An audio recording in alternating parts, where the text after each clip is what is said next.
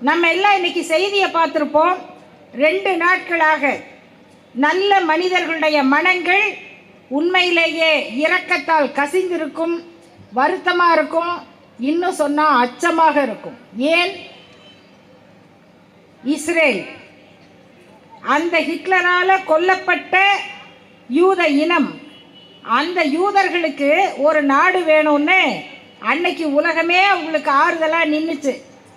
அப்படி உலக மக்களுடைய ஆதரவை, ஆறுதலை பெற்று ஒரு நாடு உருவாக்குனாங்க. அந்த நாட்டுக்கு பேர் இஸ்ரேல். உருவாக்குனதோடு அவங்க சும்மா இல்லை, பக்கத்தில் அவங்களுக்கு இடம் கொடுத்த அந்த பாலஸ்தீன மக்களை கொஞ்சம் கொஞ்சமாக தள்ளினாங்க. அந்த பாலஸ்தீனம் எதிர்த்து போராடுது. அதுக்கு பக்கத்தில் ஈரான் இருக்குது, ஈராக் இருக்குது, சவுதி இருக்குது, துபாய் இருக்குது, குவைத்து, பஹ்ரைன், கத்தார், பல நாடுகள். இந்த எல்லா நாட்டிலும் என்ன இருக்குது? பெட்ரோல் இருக்குது. இந்த பெட்ரோலை கைப்பற்றுவதற்கு அமெரிக்கா திட்டம் போடுது. அமெரிக்கா முயற்சி செய்து, அந்த அமெரிக்காவும் இஸ்ரேலும் சேர்ந்து இன்றைக்கு நடத்துகிற போர் அது வெறும் ஈரானோடு நிற்காது.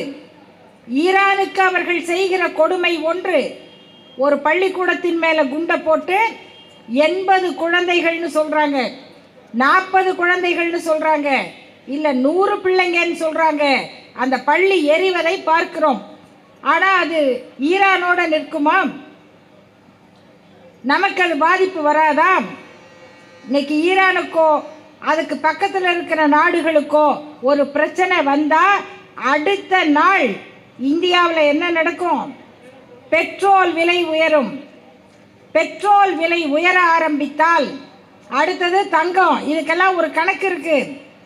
தங்க விலை உயரும், பெட்ரோல் விலை உயரும், என்னென்ன மாறுதோ இந்தியாவுக்குள்ள பொருளாதார பிரச்சனை வரும். எல்லா நாட்டிலையும் வரும். இதை பற்றி எல்லாருக்கும் பயம் இருக்கணும்.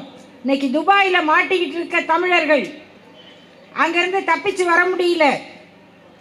இந்திய அரசாங்கத்திடம் விமானம் இல்லை. இதுக்கு முன்னால உக்ரைன் போர் நடந்தது. உக்ரைன் போர் நடந்த போது அங்கு மாட்டிக்கொண்ட தமிழ்நாட்டு மாணவர்களை காப்பாற்றுவதற்கு அன்றைக்கும் தமிழ்நாட்டின் முதல்வர் தான் முயற்சி எடுத்தார். இன்னைக்கு துபாயில் தமிழர்கள் மாட்டியிருக்காங்கன்னு சொன்ன உடனே இந்திய அரசு என்ன முயற்சி எடுக்குதுங்கிறதுக்கு முன்னால தமிழ்நாடு அரசு கட்டுப்பாட்டு அறை போடுது, நீங்கள் எங்களை தொடர்பு கொள்ளுங்க அப்படின்னு அங்கேருந்து அறிவிக்கிறாங்க. சாதாரண செய்தி அல்ல நண்பர்களே. யாரோ எங்கேயோ சாகிறாங்கல்ல, யாரும் அநியாயமாக சாகக்கூடாது. யாரும் யாருடைய பதவி வெறிக்காக, அதிகார மோகத்துக்காக, எதேச்சாதிகாரத்துக்காக எந்த நாட்டு மக்களும் கொல்லப்படக்கூடாது. அதுதான் உண்மையான மனித நேயம். அதுதான் ஹிட்லரிசத்துக்கு எதிரான தத்துவம். ஆனால் இன்னைக்கு இந்திய பிரதமர் யாரோட நிற்கிறார்? இந்திய பிரதமர் யாரோட நிற்கிறாரு? இஸ்ரேலோட நிற்கிறாரு, அமெரிக்காவோட நிற்கிறாரு. அமெரிக்காவுடைய அதிபர் ட்ரம்ப் அவர் சொல்றாரு, நான் தான் யுத்தத்தை நிறுத்தினேன், இந்தியாவுக்கும் பாகிஸ்தானுக்கும் நடந்த சண்டையை நான் நிறுத்தினேன் அப்படின்னு ட்ரம்ப் சொல்றாரு. நீங்க ஒன்றும் நிறுத்தல, தயவு செய்து ஷட் அப் யுவர் மவுத். நாங்க சண்டை போட்டு நிறுத்தினோன்னு சொல்லுவதற்கு தைரியம் இல்லாதவராக நம்ம பிரதமர் இருக்கிறார். இது நமக்கு ஆபத்து இல்லையா? இப்படி ஒரு பிரதமர் துணிச்சல் இல்லாமல் இருந்தால் அது இந்திய மக்களுக்கு, அவர்களுடைய பாதுகாப்புக்கு எவ்வளவு பெரிய ஆபத்தை கொடுக்கும். இது யோசிச்சு பாருங்க. இந்திரா காந்தி அம்மையார் இருந்தப்ப அப்படி பேசுவாங்களா? நாங்கள் தான் இதை செய்தோம் அப்படின்னு சொல்லி இருப்பாங்களா? இன்றைக்கு அமெரிக்க அதிபர் பேசுகிறார், இஸ்ரேல் பிரதமர் அதிபர் பேசுகிறார், நம்முடைய பிரதமர் அவங்க கூட போய் நிற்கிறார். அவங்க யார் யாரோடலாம் நிற்கிறாங்க அப்படின்னு பார்த்தா, நம்மெல்லாம் ஐன்ஸ்டீனை பற்றி படித்தோம். இன்னைக்கு யாரை பற்றி படிச்சுக்கிட்டு இருக்கோம்? எப்ஸ்டீன் ஒரு ஆளை பற்றி படிச்சுக்கிட்டு இருக்கோம். யார் அவர்? சயின்டிஸ்டா? இல்லை, ரொம்ப நல்லவர், ரொம்ப ரொம்ப நல்லவர். அவர் கூட இருக்கவங்கெல்லாம் அவரை விட நல்லவங்க. இவங்க எல்லாரும் தனி தீவு வச்சுருக்காங்க, அந்த தனி தீவில் விருந்து நடத்துகிறாங்க. அந்த விருந்தில் பல நாட்டு தலைவர்கள், அரசியல்வாதிகள், நடிகர்கள், பெரும் பணக்காரர்கள் போய் விருந்துக்கு போகிறாங்க. அங்கே விருந்தில் படைக்கப்படுவது உணவு மட்டுமல்ல, மதுபானங்கள் மட்டுமல்ல, சின்ன குழந்தைகள் 13 வயசுலேருந்து அதை விட சின்ன குழந்தையும் இருக்குது. அந்த குழந்தைங்களை அங்கே விருந்து வைக்கிறாங்க. அங்கேருந்து தப்பிச்சு வந்த ஒரு பெண் பேசியிருக்காங்க, அங்கே உண்மையிலேயே குழந்தைகளின் கறி பரிமாறப்படுதுன்னு. இந்த தலைவர்கள்லாம் திடீர்னு எப்படி பளபளன்னு ஆகிறாங்க? பல விஷயம் வரும் வாட்ஸ்அப்பில். இது உண்மையா பொய்யா நமக்கு தெரியாது. ஆனால் படித்தா சகோதரிகளே அதிர்ச்சி அடைகிறோம். இப்படியெல்லாம் நடக்குமா? நடக்காதா? நடக்காதுன்னு சொல்ல முடியுமா இவங்க யோகியதையை பார்த்தா? ஒவ்வொருத்தருக்கும் எப்படி அந்த பளபளப்பு கூடுதுன்னு எழுதுறாங்க. இந்த கட்டுரை பொய்யா இருக்கணும்னு நான் நினைக்கிறேன், உண்மையாக இருக்கக்கூடாதுன்னு நான் நினைக்கிறேன். ஏன்னா அந்த கட்டுரையில் பல குழந்தைகளுடைய புகைப்படம் இருக்கு. அந்த குழந்தைகள் கண்ணை கட்டப்பட்டு கைகளும் கால்களும் கட்டப்பட்டு ஒரு டேபிளில் அவங்கள கமுத்து போட்டு வச்சுருக்காங்க. எதுக்கு தெரியாது. எதுக்கு அப்படி பண்ணுறாங்கன்னா அவங்க சொல்கிறாங்க, அந்த கட்டுரை சொல்லுது, அந்த குழந்தைகளுடைய அச்சத்தில் ரத்தம், இதய துடிப்பு படபடக்குது இல்லையா, ரத்தம் கொதிக்கும் இல்லையா, ரத்தம் வேகமாக சுற்றுது. அப்படிப்பட்ட நிலையில் அந்த குழந்தைகளுடைய ரத்தத்தை இவங்க உடம்புக்கு ஏற்றுனா இளமையாக இருப்பாங்கன்னு சயின்ஸு சொல்லுதான். ஒரு குழந்தையோட ரத்தத்தை உடம்புல ஏற்றிக்கிட்டு ஒருத்தன் உலகத்தில் பளபளப்பாக வாழ முடியுமா? இதுக்கு ஒருத்தன் உலக நாடுகள், அதிபர்கள், தலைவர்கள் இவங்கெல்லாம் சேர்ந்து ஒரு இடத்துல விருந்துக்கு போகிறாங்களா? இப்படிப்பட்ட உலகத்தில் தான் நம்ம வாழ்ந்துக்கிட்டு இருக்கோமா? இதெல்லாம் நடந்திருக்கே. இந்தியாவில் நம்முடைய அரசு, பிரதமர், நமக்கும் பிரதமர் தான், அவர் பேர் அது சம்மந்தப்பட்ட ஃபைலில் இருக்குன்னு வந்தால் நமக்கு பயமாக இருக்குமா இல்லையா? அது பொய்யா இருக்கணும்னு தானே நம்ம நினைக்கிறோம். அவர் இதற்காக போயிருக்க வேணாம். ஆனால் இப்படிப்பட்ட ஆபத்தான மனிதர்களோடு என்ன விதமான பேச்சுவார்த்தை அல்லது எதுக்காக அந்த பேர் வரணும்? அப்போ அதை பற்றி நாடாளுமன்றத்தில் பேசுறதுக்கு நம்ம நாடாளுமன்ற உறுப்பினர்கள் கேட்குறாங்க. நம்முடைய நாடாளுமன்ற உறுப்பினர் ராசா அவர்கள் இருக்கிறார். இன்னும் எவ்வளவு பேர் இதை பற்றி பேசுங்க, ஏன் உங்கள் பேர் வருது விளக்குங்க கேட்டால் அதை நாடாளுமன்றத்தில் பேச முடியாது அப்படின்னு சொல்கிறாங்க. இது எவ்வளவு பெரிய ஆபத்து! அப்போது அந்த பிரச்சனையை இதை பற்றி பேசணும். மக்கள் நிதி கொடுக்குறாங்க. எதுக்கு நிதி கொடுக்குறாங்க? பிரதமர் ஃபண்டு அப்படின்னு கொடுக்குறாங்க. அந்த பிரதமருக்கு கொடுக்குற ஃபண்டு கணக்கு காட்டணுமா இல்லையா? பல லட்சம் கோடி மக்கள் கொடுக்குறாங்க. முதல்வருக்கு ஒரு நிவாரண நிதி இருக்குது. முதல்வர் நிவாரண நிதிக்கு எவ்வளவு பணம் வந்திருக்கு, அதில் யார் யாருக்கெல்லாம் உதவி செய்கிறாங்க கணக்கு இருக்குல்ல. கணக்கு கேட்டால் கொடுக்கணும்ல. ஆனால் பிரதமருக்கு சேருகிற பணத்துக்கு கணக்கு கேட்க முடியாது. ஆர்டிஐயில் போட்டு கேளுங்க, கிடையாது. அப்போ நம்ம நாடாளுமன்ற உறுப்பினர்கள் கேட்குறாங்க, நோ. அப்போ எங்கே கேட்குறது? யார் கேட்குறது? யார் கேட்டால் சொல்லுவீங்க? மக்களுக்கு நீங்கள் பதில் சொல்ல வேண்டாமா? அதுக்கு பேர் தானே பொறுப்பு உணர்வு. அந்த கணக்கு இல்லை, பொறுப்பு இல்லை. இப்படி ஒரு ஆட்சி அங்கே நடந்துக்கிட்டு இருக்கு. மோடிஜி மதுரைக்கு வந்திருக்காரு, விழுந்து கும்பிட்டுருக்காரு. தமிழ்நாட்டு மக்கள் இதை பார்த்து கொள்ளுவார்கள் என்று அறிவித்திருக்கிறார். இன்னும் பல தடவை வருவார். ஏன்னா தேர்தல் வந்தால் அவர்கள் அஞ்சு நடுங்குகிற இடம் தமிழ்நாடு. அவங்க தலைகீழாக நிற்கலாம், விழுந்து கும்பிடலாம், யோகாசனம் பண்ணலாம், என்ன வேணால் செய்யலாம். தமிழ்நாட்டு மக்கள் வேடிக்கை பார்ப்பார்களே தவிர உங்களுக்கு வாக்களிக்க மாட்டார்கள் என்பதை திரும்ப திரும்ப இந்த 5 ஆண்டு காலத்தில் எத்தனை தேர்தல் நடந்ததோ அத்தனை தேர்தலிலும் மக்கள் வாக்கு பொத்தானை அழுத்தவில்லை. Get out BJP, get out பிஜேபின்னு தான் அழுத்துறாங்க. தொடர்ந்து நடக்குது. இந்த 2 மாதத்துக்குள் நடக்க போகிற தமிழ்நாட்டினுடைய சட்டமன்ற தேர்தலிலும் அதுதான் நடக்கும். இது தமிழ்நாட்டில் மட்டுமல்ல, தமிழ்நாட்டு மக்கள் அவர்களுக்கு கற்றுக் கொடுக்கிற பாடம் ஒவ்வொரு மாநிலமாக தொடரும். இந்தியாவில் பிஜேபியின் வீழ்ச்சியை தொடங்கி வைக்கிற இடம் தமிழ்நாடு. எல்லாத்துக்கும் ஒரு இடம் இருக்கும்ல. நெப்போலியனுக்கு ஒரு இடம் இருந்தது, அதுக்கு வாட்டர்லூன்னு பேர். ஹிட்லருக்கு ஒரு இடம் இருந்தது, அது ஸ்டாலின் கிராடுன்னு பேர்.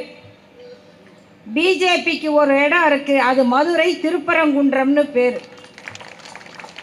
எங்கே ஒரு அமைதியான நாட்டில் ஒரு அழகான இடத்துல எல்லா மக்களும் கூடி கொண்டாடுகிற ஒரு இடத்தை இரத்தக்களறி நடக்கிற இடமாக மாற்ற வேண்டும் என்று இரத்த வெறி பிடித்த ஓநாய்களைப் போல நீங்கள் கூடுகிறீர்களோ, அந்த இடம்தான் தமிழ்நாட்டில் உங்கள் அரசியல் முயற்சிகளுக்கு சமாதி கட்டுகிற இடம். அதை நினைவில் வைத்துக்கொண்டு அந்த அச்சத்தோடு தான் மோடி அவர்கள் மதுரையில் விழுந்து கும்பிட்டு பிரச்சாரத்தை தொடங்குகிறார். ஹிட்லர் திட்டமிட்டது தான் பிஜேபியோட திட்டம். ஹிட்லருக்கும் இவங்களுக்கும் என்ன சம்பந்தம்னு கேட்டிங்கன்னா, ஆர்எஸ்எஸ்க்கு கனவே ஹிட்லர் தான், அவங்களுக்கு எடுத்துக்காட்டே ஹிட்லர் தான். ஆர்எஸ்எஸோட சின்னம் இருக்கு இல்லையா, ஸ்வஸ்திக், அந்த ஸ்வஸ்திக்கு சின்னம் தான் ஹிட்லரோட சின்னம். ஹிட்லருக்கும் அவங்களுக்கும் இருக்க இன்னொரு தொடர்பு என்னன்னா, உலகத்திலேயே ஆரியன் மட்டும்தான் பிறப்பினால் உயர்ந்தவன்கிறது. ஆரியன் தான் பிறப்பினாலேயே உயர்ந்தவன். ஆரியன் பிளட்டு, இன தூய்மையான ஆரிய இனத்தை உருவாக்கப் போகிறோம். இதெல்லாம் தான் ஹிட்லருடைய கருத்து. அந்த கொள்கைக்காக தான் ஒவ்வொரு நாடாக படையெடுத்தார்.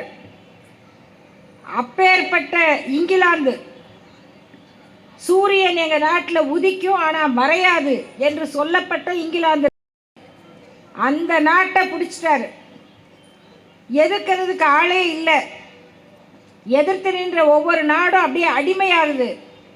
அந்த தைரியத்தோட கடைசி எதிரி ரஷ்யா தான், சோவியத் நாடு. அன்னைக்கு அந்த சோவியத்தை பிடிச்சிட்டா ஐரோப்பா முழுக்க என் காலடியில் அப்படின்னு அந்த படையை அனுப்பிய ஹிட்லர் சாதாரணப்பட்ட ஆள் இல்லை. 30 லட்சம் வீரர்கள் ரஷ்யாவுக்குள்ளே போனவங்க, 30 லட்சம். அந்த 30 லட்சம் வீரர்களோடு வந்த அந்த ஜெர்மனிய படையை ஸ்டாலின் என்ற அந்த ரஷ்யாவின் தலைவர் எப்படி தோக்கடிச்சார் அப்படிங்கிறது உலக வரலாற்றில் ரொம்ப நாம் தெரிஞ்சிக்க வேண்டிய பகுதி.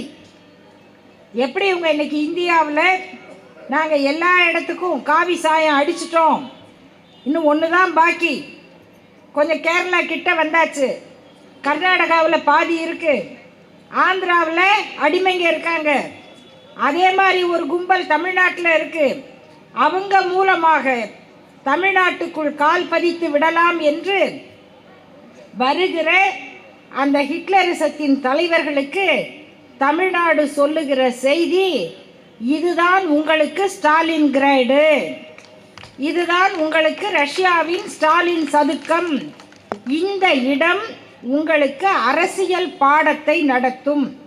இன்னைக்கு அதை நோக்கி தான் இந்தியாவினுடைய அரசியல் நகர்ந்து கொண்டிருக்கிறது. நம்ம திராவிட கொள்கை அப்படின்னு பேசுகிறோமே, இந்த திராவிட கொள்கை தான் அவங்களுக்கு பிடிக்காது, ஹிட்லரிசத்துக்கு பிடிக்காதது. ஹிட்லரிசத்துக்கு என்ன பிடிக்கும்?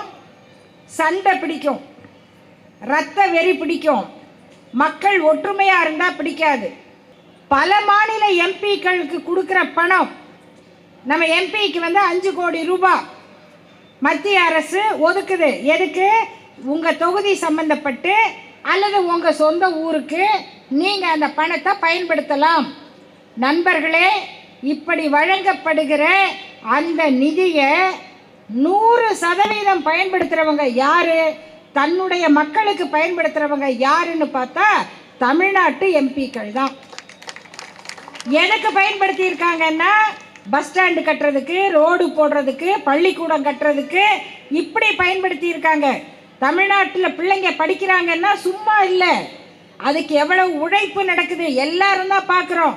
தமிழன் பிரசன்னா பேசினார் இல்லையா, அந்த பொண்ணு, சின்ன பொண்ணு, ஒரு ஜிம்னாஸ்டிக்ஸ் பொண்ணு செய்கிற பொண்ணு, நான் இப்படி இருந்தேன், இன்னைக்கு ஒலிம்பிக்கு வர அந்த பொண்ணு ஒரு போட்டுக்கிட்டு வந்து பேசும்போது அந்த பெருமை எப்படி வருது, அதை பார்க்குற நமக்கு எப்படி இருக்கு? எல்லாரும் தானே பார்க்குறோம் நண்பர்களே, எல்லா கட்சிக்காரங்களும் தானே பார்க்குறோம். நம்ம தெருவுக்கு வந்து டொம்மு டொம்முன்னு மோளம் அடிச்சுக்கிட்டு ஒரு குழந்தை கைத்தில் நடக்கிறத பார்த்துருக்கோம்ல, எல்லாரும் தானே நினைக்கிறோம். அந்த பொண்ணு மேடையில் ஏறி சொல்லுது, உதயநிதி அண்ணா இல்லைன்னு சொன்னா எனக்கு இந்த கௌரவம் கிடையாது. எல்லா கட்சியிலும் தான் அரசியல்வாதிங்க இருக்காங்க, எல்லா கட்சியும் தான் பார்க்குது. ஆனால் இதை செய்வதற்கு திராவிட மாடல் வேண்டி இருக்கு, திராவிட ஆட்சி வேண்டி இருக்கு, அதை செய்கிற முதல்வருடைய தலைமை வேண்டி இருக்கு. இப்படியெல்லாம் நம்ம தமிழ்நாட்டுக்கு நம்முடைய மக்கள், ஆட்சி, அரசு, நாடாளுமன்ற உறுப்பினர்கள் எல்லாரும் செய்கிறாங்க. மற்ற மாநிலத்திலிருந்து பிஜேபி எம்பிக்கள்லாம், ஜம்மு காஷ்மீரில் இருக்கிற எம்பி உத்தரப்பிரதேசத்துக்கு பணம் கொடுக்குறாராம், கோவாவில் இருக்கிற எம்பி உத்தரப்பிரதேசத்துக்கு பணம் கொடுக்குறாரு, ராஜஸ்தானில் இருக்கவர் யூபிக்கு கொடுக்குறாங்க. எல்லாம் போட்டாலும் அது அவ்வளோதான்னு வச்சுக்கோங்க, அதுக்கு மேலே அது மேலே வரப்போகிறது இல்லை. ஆனால் இப்படி எல்லாம் அவங்க கட்சி, கோயில் இதுக்கு கொடுத்து கொண்டிருக்கும் பொழுது பள்ளிக்கூடம், மக்கள், சாலை வசதின்னு மக்களை தேடி தேடி போய் முன்னேற்றம் செய்வதற்கு பேர் தான் திராவிட மாடல். இந்த 5 ஆண்டு காலத்தில் இந்த தமிழ்நாடு அதை உருவாக்கி இருக்கு. இன்னைக்கு 4 லட்சம் பிள்ளைங்க அரசு பள்ளியில் படிக்கிறாங்க. ஒவ்வொருத்தருடைய திறமை, எத்தனை நிகழ்ச்சியில் பார்க்குறீங்க, திடீர்னு டிவியில் வந்து ஒரு பொண்ணு பாடுது, அப்படி பாடுது. நீ எந்த பள்ளிக்கூடமா? கவர்மெண்ட் ஸ்கூல், அரசு பள்ளி. இந்த ஊர், நான் திண்டிவனம், நான் கரூர், புதுக்கோட்டை, எங்கெங்கிருந்து அந்த அரசு பள்ளிக்கூடத்து பிள்ளைங்க இவ்வளவு திறமை எப்படி நடக்குது? கலை திருவிழான்னு நடக்குது, விளையாட்டு திருவிழான்னு நடக்குது. அப்போ நம்ம அடுத்த தலைமுறையை எங்கே கொண்டு போகிறோம்? எவ்வளவு உயரத்துக்கு கொண்டு போகிறோம்? இந்த கனவுகளை, அந்த குழந்தைகளின் கனவுகளை தன் சிறகுகளில் சுமந்து கொண்டு போகிற தாய் பறவையைப் போல சுமந்து செல்லுகிற நம்முடைய முதல்வர், அவருடைய கனவு வெல்ல வேண்டும். அந்த கனவு தான் இன்று மக்களுடைய கனவாக மலர்கிறது. இந்த 5 ஆண்டு காலத்தில் எல்லாமே செஞ்சு முடிச்சாச்சா? இல்லை, கண்டிப்பாக மிச்சம் இருக்கு, மிச்சம் இருக்கு. அந்த மிச்சம் இருக்கிறது யாரு? அரசு ஊழியர்கள் இருக்காங்க, மருத்துவர்கள் இருக்காங்க, இன்னும் சில பணியாளர்கள் இருக்காங்க. இவர்களுடைய கோரிக்கைகளும் தொடர்ந்து நிறைவேற்றப்பட வேண்டும்.